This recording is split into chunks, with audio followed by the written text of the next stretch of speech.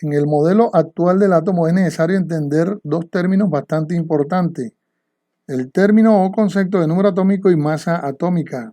El número atómico está representado por la letra Z e indica el número de partículas positivas o protones en el núcleo, mientras que la masa atómica está representada por la letra A mayúscula y se determina por la sumatoria de partículas positivas y partículas neutras al interior del núcleo. Veamos, por ejemplo, el caso del hidrógeno.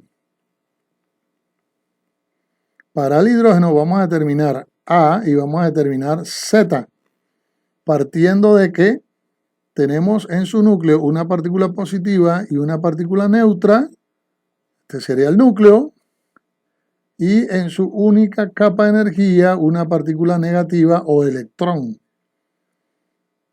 Luego, para ese hidrógeno, A corresponde a la sumatoria de partículas positivas y neutras, que en el núcleo sería una positiva y una neutra para un total de 2. Y ahora para hallar Z para el hidrógeno, que está dado por el número de partículas positivas en el núcleo, que sería igual a 1. ¿Ok? Esta sería la representación del número atómico y la masa atómica para el hidrógeno. Veamos otro ejemplo para el caso del helio y hallémosle la masa atómica y el número atómico, partiendo de que el helio tiene 2 partículas positivas en su núcleo y tiene 2 partículas neutras o neutrones acompañando a esos 2 protones.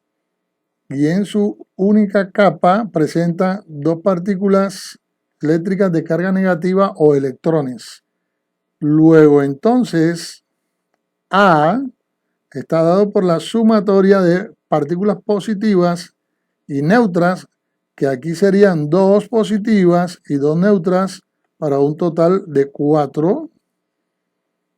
Y Z para el helio, que estaría dado por el número de partículas positivas, que aquí sería un total de 2.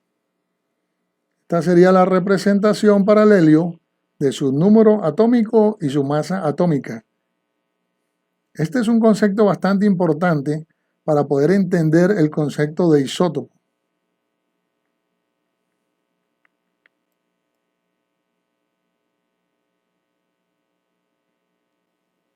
¿Qué son los isótopos? Son átomos que pertenecen a un mismo elemento, pero tienen algo distinto, y es que se diferencian en sus masas. Vamos a ver el caso de los 3 isótopos del hidrógeno, el protio, el deuterio y el tritio. En el caso del protio, tiene una partícula positiva y tiene un electrón en su última capa. En el caso del deuterio, tiene una partícula positiva y tiene un neutrón en su núcleo y tiene un electrón en su única capa. Y en el caso del tritio, tiene un protón y tiene 2 neutrones en el núcleo y tiene un electrón en su única capa. ¿Cómo es la representación entonces para el protio, para el deuterio y para el tritio de su número atómico y de su masa atómica? Veámoslo. Recuerden que la masa atómica es la sumatoria de partículas positivas y neutras, que en este caso equivale a 1, porque no tiene neutrón. En este caso hay uno positivo y uno neutro, que equivale a 2, y en este caso uno positivo y 2 neutros, que equivale a 3.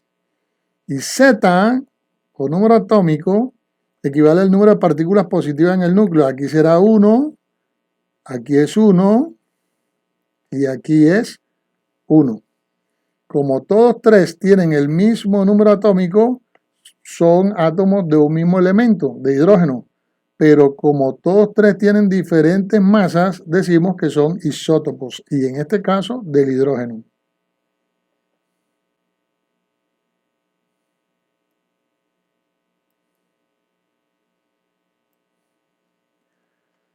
La tabla de notación espectral nos indica el número de los niveles de energía y los subniveles de energía representados en letras minúsculas. En el caso del nivel 1, tiene un subnivel llamado S. Los subniveles contienen los electrones en las siguientes capacidades. El S tiene una capacidad de 2 electrones, el P tiene capacidad para 6 electrones, el D para 10 electrones y el F tiene una capacidad para 14 electrones. Veamos, por ejemplo, la distribución electrónica en la tabla de notación espectral del calcio, cuyo número atómico es 20, es decir, 20 partículas positivas en su núcleo, y quiere decir que tiene también 20 electrones en sus capas o niveles de energía, porque es un átomo neutro. ¿Cómo lo vamos a distribuir? De la siguiente manera. Comenzamos en el orden de la flecha. Y aquí en el subnivel S caben 2 electrones. Recuerden que vamos a distribuir 20. Aquí caben 2 electrones, me faltan 18. Seguimos bajando la flecha, no hay nada. Vamos a ayudarnos aquí con una regla para poder trazar la dirección en la que van a distribuirse los electrones. Luego viene el 2S con 2 electrones y van 4. No hay ningún subnivel más. Ponemos la regla, trazamos de nuevo.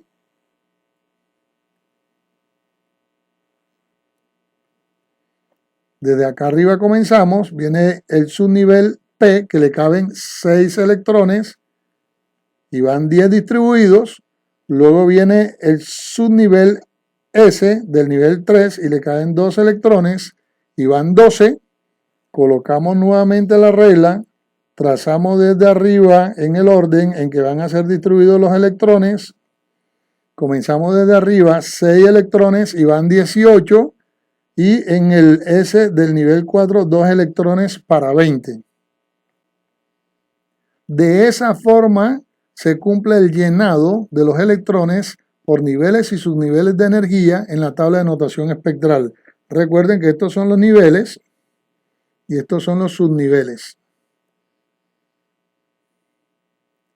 Luego que tenemos llena la tabla de notación espectral, vamos a transcribir o a escribir a un lado la notación espectral correspondiente o la distribución electrónica del calcio.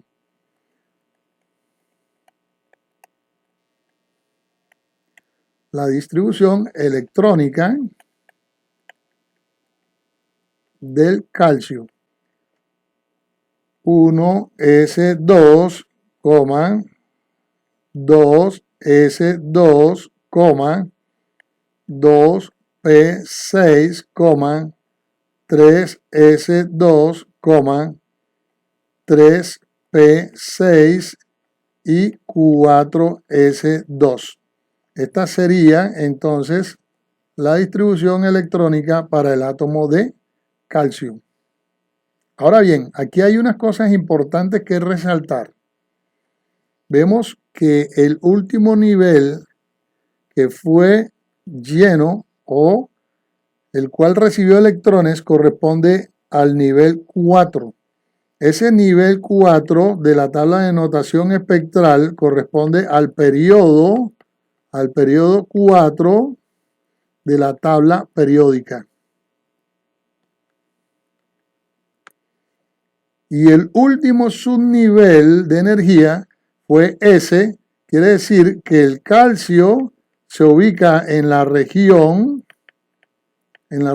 S de la tabla periódica. Ahora lo vamos a ver más adelante.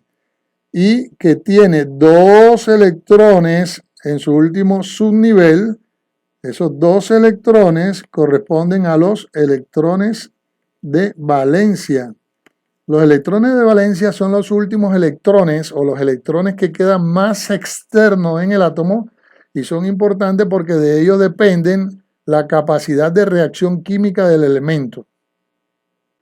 Vemos entonces que el átomo de calcio está ubicado en el periodo 4 de la tabla periódica y pertenece a la zona S.